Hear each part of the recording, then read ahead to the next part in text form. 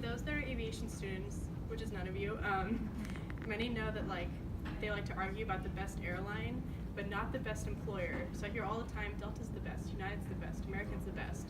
But they never talk about their 401k or their maternity leave or how many vacation days you get. But by doing an internship, you can get an early opportunity into seeing into the airline. This is a great opportunity while you're still in college, and you can make important connections before even being hired. As an aviation student, I plan on doing the United internship. So this speech was educational, not only for other aviation students, but for myself as well.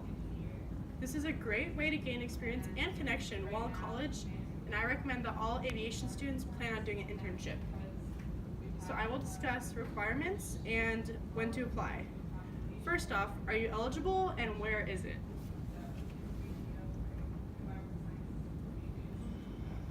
Here's the plane, and then here are the bases. So it's going to be located in Chicago, Denver, Houston, LA, Newark, San Fran, and Washington.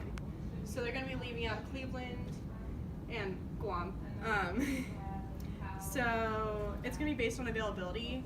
I've talked with a United internship representative before, and she's told me that they'll put you wherever they want, but if you have places in advance, like family in one of these cities where you can live, or you're from one of these cities, they're going to be more impartial to put you there than other cities. And this is all according to careers.united.com. So, it's 3 times a year, it's a semester long, so there's a summer, spring, and fall session. The summer session is going to be the busiest because most people don't take off a semester, so they recommend applying for all 3 times a year, but especially fall or spring. So, what's required? You have to have a 3.0 GPA, a bachelor's degree in aeronautical science or something similar. So for UND, that'd be like commercial aviation. You have to be a sophomore, junior, senior, or a graduate student. You have to have Microsoft knowledge, so PowerPoint, Excel, Word, everything that they teach us in college anyway. You have to legally work in the US, pass a criminal check, a drug test, and you have to be willing to pay for the housing in that city, wherever you're based. On the aviation side of things, your instrument's required, your commercial is preferred, and your multi-engine's preferred. So for the non-aviation students, it goes private, instrument, commercial, and then multi-engine. So they want you to have definitely the first 2, and then after that, the second 2 are recommended. But as you keep applying for it, you'll gain those eventually. You're also required to have any medical. So an FAA medical pretty much approves you to be a pilot. It can be a first, second, or third class medical. So first is going to be the highest class, and you have to be pass a bunch of tests. Third's pretty chill. That's just for private pilots. And you have to have a passport for international jump seat experience. Do y'all know what jump seating is? Okay, so jump seat, so there's a little tiny seat in the cockpit that pilots can sit in and watch the cockpit and not be interacting, but can still be sitting there. So whenever you see a pilot get on a plane, but they're not actually going to go sit in the seat, they're going to go sit in the jump seat.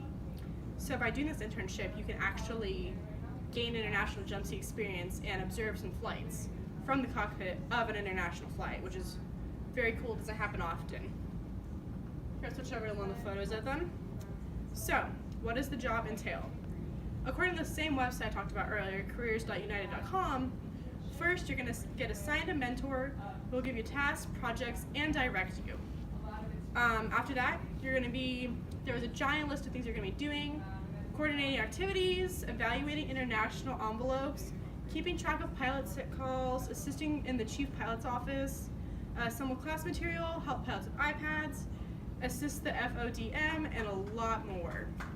I know the pilots are easily bored doing office jobs because we all want to go fly, but based on the list that I saw, it seems like there is a lot of opportunities that you'll be doing and a lot of different experiences that'll change up your daily life.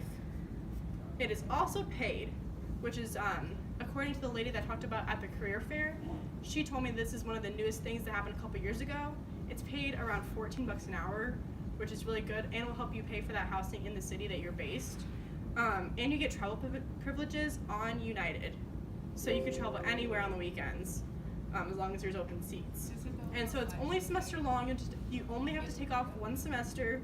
You get to travel to other cities, you get international jump seat experience. It's university approved. The university's yeah, took off a semester, you're good to go. And This is all according to Opportunities for Students at United.com, and it's just like working before you're graduated. The opportunities and perks for this internship are good for any internship, especially a paid one. There's multiple locations you can go to and travel benefits that you wouldn't even receive until you're hired at the actual airline.